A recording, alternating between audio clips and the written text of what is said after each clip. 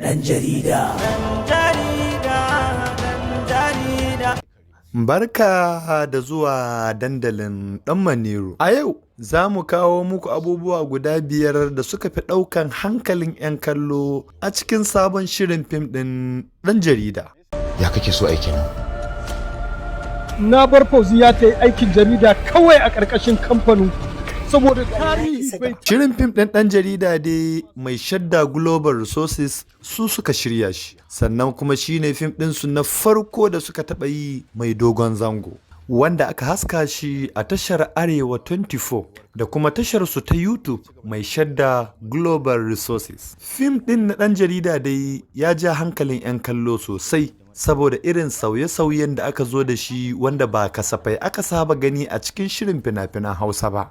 Wannan dalilin ya sa dandalin ɗan Maniru ya fito da abu guda 5 wadda su suka fi ɗaukan hankalin 'yan kallo a cikin shirin fim ɗin na ɗan jarida. Shin kun kalli shirin fim ɗin ɗan jarida? Idan har ba ku kalla ba, ku koma ku je ku kalla kafin ku dawo ku ga wannan sharhin namu da muka yi akan wannan fim ɗin.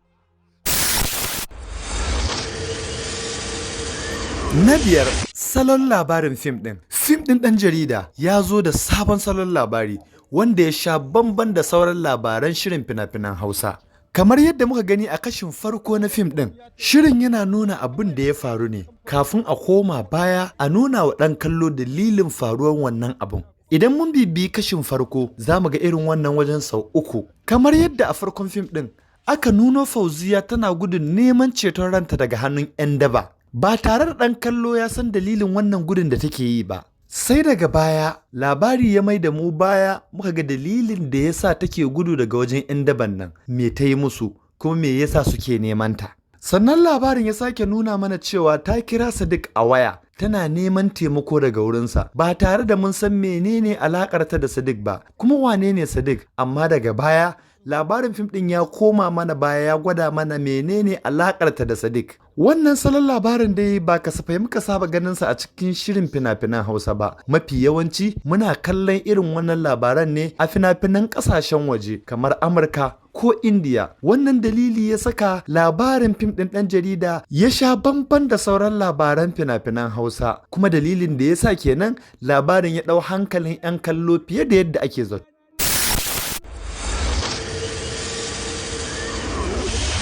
Na 4, salon gabatar da jarumai. Har ila yau fim ɗin na ɗan jarida ya zo da wani sabon salo na gabatar da manyan jaruman cikin fim ɗin, wanda ba a cika nuna jaruman kai tsaye ba. A duk lokacin da aka tashi za a gabatar maka da jarumi, za a kawo wani abu ɗaukan hankali wadda zai sa wa ɗan kallon tunanin cewa lalle wannan jarumin da aka gabatar akwai muhimmiyar rawa da zai taka a cikin shirin fim ɗin. Kamar yadda aka gabatar da Sadiq a cikin shirin fim ɗin ɗan jarida, ba kai tsaye aka nuna mana shi ba. Da aka tashi nuno shi, an yi masa kariya ne da hasken fitilar mashin ɗinsa, wanda mai kallo ba zai iya ba da shaidan cewa wane ne wannan jarumin ba. Sai daga baya aka fayyace mana cewa wane ne Sadiq kuma menene matsayinsa. Wannan dalili ya saka wa ɗan kallo cewa lalle wannan mutumi akwai muhimmiyar rawa da zai taka a cikin wannan shirin fim ɗin. Sannan da aka zo gabatar da Madugu, shi kansa ba a gabatar da shi kai tsaye ba. An gabatar da shi ta fuskar Fauziya ba tare da mun gan shi ba. Daga fuskar yadda muka ga ta tsorata, mun san cewa duk wadda ta gani a cikin motar nan ba mutumin kirki ba ne, kuma lalle abin tsoro ne. Sannan da aka tashi nuna shi, an nuna hayaki da hasken fitilar mota wanda daga cikinsu ya bayyana. Wannan dalili ya sa muka gane wane ne wannan jarumi, kuma hakan ya ba mu daman cewa lalle wannan mutumi yana da hatsari kuma zai taka muhimmiyar rawa a cikin shirin fim ɗin ɗan jarida. Wannan dalili ya saka gabatar da jaruman ya ja hankalin 'yan kallo sosai. Layi ma mutanen jin daɗi ne, shi yasa na ɗan shiga ɗaki na ɗan kishin gida. Ai dan ba da uwarki kike zaune ba. Na 3, masu ba da umarni har mutum 3. Kamar yadda muka sani a cikin fina-finan Hausa, mafi yawanci mai ba da umarni mutum ɗaya ne, sai dai mataimaka. Amma a wannan karon fim ɗin ɗan jarida ya zo da masu ba da umarni har mutum 3. Idan ka kalli farkon fim ɗin, lokacin da ake nuna sunan waɗanda suka gabatar da aikin fim ɗin, za ka ga an sa sunan masu ba da umarni har mutum 3. Haka daga ƙarshen shirin ma, wanda shi ma wannan salon mun saba ganinsa ne a cikin shirin fina-finan turawa mai dogon zango. Za ka ga cewa sun saka masu ba da umarni wajen mutum 3 ko 4 ko ma 5 wanda hakan ya zama sabon abu a cikin shirin fina-finanmu na Hausa. To lalle kuwa idan akwai masu ba da umarni har mutum 3 to lalle babu abin da muke sa ran gani sai ingantaccen aiki. Ba mu san me zai kasance a gaba ba. A dai shirin farko lalle wannan al'amari ya ja hankalin 'yan kallo. Da ilimin jarida kana da buƙatar ilimin sanin siyasar rayuwa.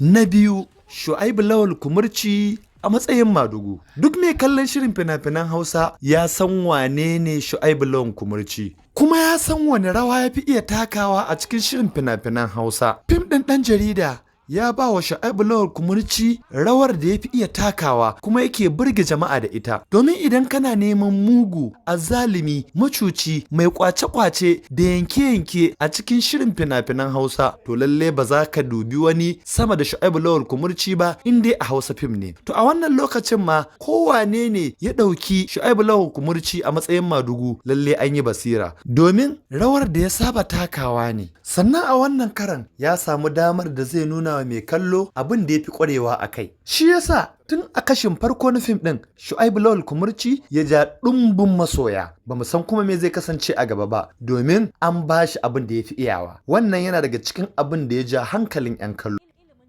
Kafin mu ci gaba, ku tabbatar da cewa kun yi subscribing sannan ku danna ƙararrawa domin samun irin waɗannan shirye-shiryen a duk lokacin da muka ɗaura. Ake, ki nutsu. Abu na ɗaya, rawar da Abale ya taka. Rawar da Abale ya taka ta bambanta da rawar da ya saba takawa a cikin shirin fina-finan Hausa. Duk wanda ya san Abale ya san shi a matsayin mutum ne mai taka doka kuma mugu, azzalimi. Amma a wannan karan mutum ne na daban. Mutum ne mai faɗa akan gaskiya, mutum ne mai iyali har ma da yaro, abu sabo da mu saba ganin Abale a wannan rawar ba. Kuma ya taka rawar da kyau a matsayinsa na magidanci kuma mai son gaskiya. Don dukkanmu idan mun ga Abale mun ɗauka bai iya komai ba sai dabanci, sai kuma taka doka, sai zalunci. Amma a wannan karan har mun ga Abale yana kuka. Abin da ya zama sabo a wurinmu domin mutumin da ka san shi yake sa wani kuka an waye gari shi yake kuka. Lallai wannan labari da masu ba da umarni sun yi ƙoƙari wajen juya Abale ya zama wani mutum na daban ba kamar yadda muka san shi ba. Shin akwai wani abu da ya ɗau hankalinku 'yan kallo ba mu zayyano shi a cikin wayannan abu 5 ba? Ku yi mana bayani a ƙasa. Mun gode. Cuta. Ko dai ka fita daga rayuwata, ni ma an fita daga rayuwarka. Na ma fita. Ko ka ci gaba da bibiyata ni kuma zama ajalinka. Dan jarida wakili ne na al'umma, masu ƙarfi da marasa ƙarfi. Banda ilimin jarida kana da buƙatar ilimin sanin siyasar rayuwa. Jarida.